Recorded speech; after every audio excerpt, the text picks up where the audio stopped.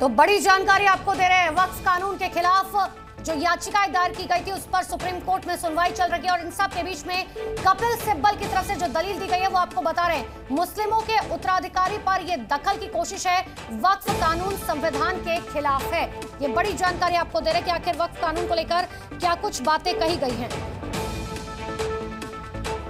तो कपिल सिब्बल ने कहा, मेरे धर्म में उत्तराधिकार किस तरह लागू होगा, ये पूरी तरह से पर्सनल लॉ के तहत आता है। और ज्यादा जानकारी के लिए मेरे सहयोगी सुमंत लगातार मेरे साथ बने हुए हैं। सुमंत, क्या कुछ बातें कही गई कपिल सिब्बल की तरफ से सुप्रीम कोर्ट में?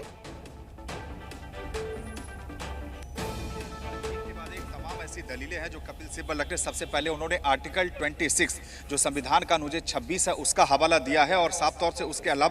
इसके अलावा देखिए दो तीन और अहम बातें हैं जिनको लेकर उन्होंने सवाल खड़े किए। जैसे वक्फ को लेकर भी जो वक्फ अमेंडमेंट एक्ट में जो कुछ प्रावधान है, एक एक करके तमाम प्रावधानों को लेकर जो सवाल उठ रहे हैं उन सभी सवाल उन्होंने साफ कहा कि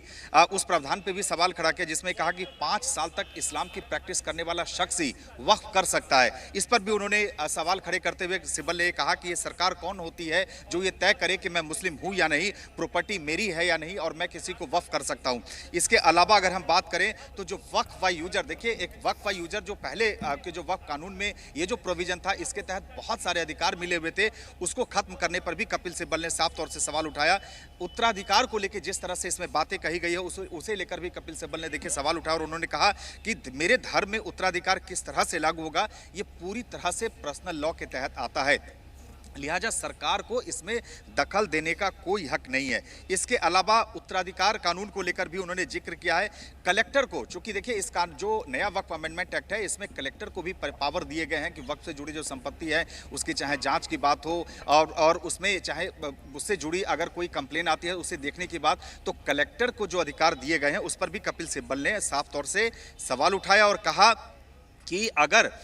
ये कलेक्टर कैसे तय कर सकता है कि वो वक्फ है या नहीं। यानी एक एक करके जिस तरह से ये जो प्रोविजन जो नए वक्फ अमेंडमेंट एक्ट में है उन सभी प्रोविजन को चाहे वो कॉन्स्टिट्यूशन के नजरिए से हो और बाकी जितने भी जो सुमंत, लेकिन जब कपिल सिब्बल की तरफ से उत्तराधिकार का जिक्र किया गया है तो चीफ जस्टिस की तरफ से कहा गया कि ये तो हिंदू धर्म में भी होता है।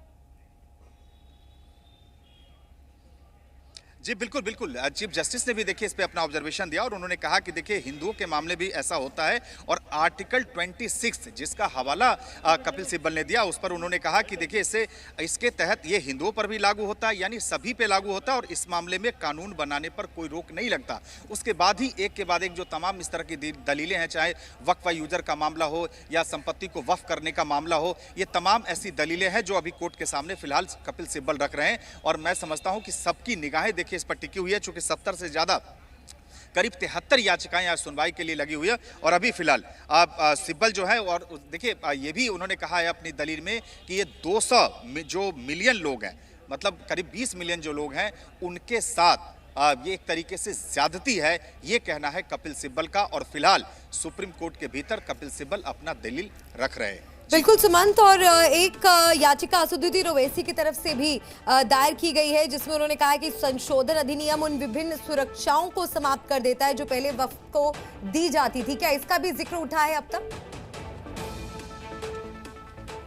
देखिए इसका जिक्र भले ना उठाओ लेकिन ये बात सच है कि देखिए जब संसद के दोनों सदनों में भी वक्फ अमेंडमेंट एक्ट पे बहस चल रही थी तो देखिए एक तरफ से चाहे जितनी भी पार्टियां हों और जो विपक्षी पार्टियां और जिसमें से ज्यादातर विपक्षी पार्टियां ऐसी है जिनके तरफ से बाकायदा इस कानून को चुनौती दी गई है, चाहे वो राष्ट्रीय जनता दल हो, समाजवादी पार्टी हो, AIMIM हो, और साफ तौर से इन तमाम दलों का शुरू से ही कहना था कि जिस तरह से सरकार वक्फ अमेंडमेंट एक्ट को जो बिल लेके आ रही है ये बिल्कुल असंवैधानिक है, अनकॉन्स्टिट्यूशनल है, जिसपे चाहे कानून मंत्री किरेन रिजिजू हो और सरकार की तरफ से जो तमाम मंत्री थे उन्होंने लगातार इस बात की दलील दी, इस बात का हवाला दिया कि इस तरह की कोई बात नहीं है कि ये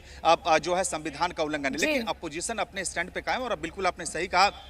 कि असदुद्दीन ओवैसी ने भी इस तरह से याचिका दायर की है। All India Muslim personal law board की तरफ से देखिए याचिका दाखिल की गई है, जमीयत उलेमा हिंद की तरफ से याचिका दाखिल की गई है, कई पॉलिटिकल जो पार्टियां हैं अलग अलग उनके तरफ से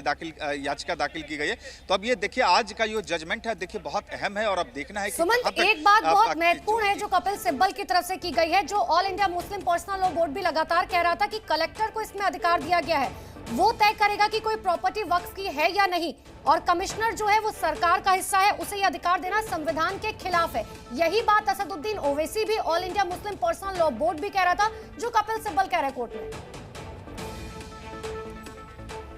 बिल्कुल, देखिए कलेक्टर को अधिकार देने पे सवाल उठाया गया है और उसमें एक बात और कपिल सिब्बल ने कही है कि जो है एएसआई संरक्षित इमारत जो है वो वक्फ के दायरे में नहीं आते हैं। इसको लेकर भी देखिए कपिल सिब्बल ने कहा है कि इस तरह से चीज़ें नहीं होनी चाहिए। और जो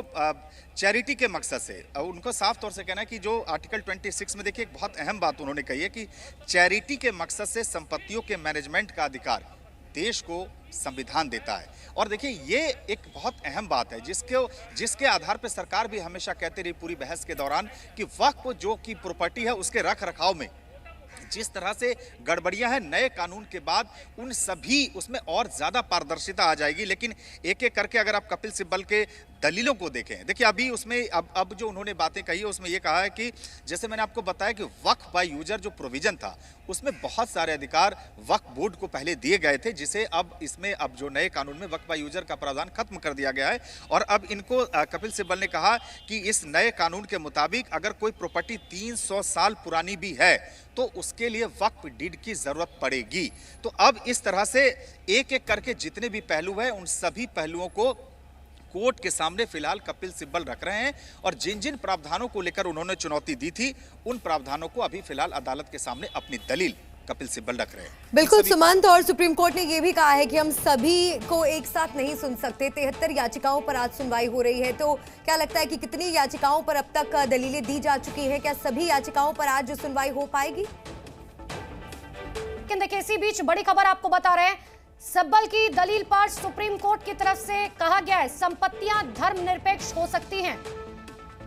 संपत्ति रजिस्ट्रेशन में समस्या क्या? तो ये तमाम बातें सुप्रीम कोर्ट की तरफ से भी कही गई हैं, क्योंकि कपिल सिब्बल की तरफ से दलीलें दी जा रही हैं जिस पर सीजेआई की तरफ से क्या कहा गया है वो हम आपको बता दें। संपत्तियां धर्मनिरपेक्ष होती हैं। हम दो पहलुओं पर चर्चा कर रहे हैं। संपत्ति रजिस्ट्रेशन में समस्या क्या?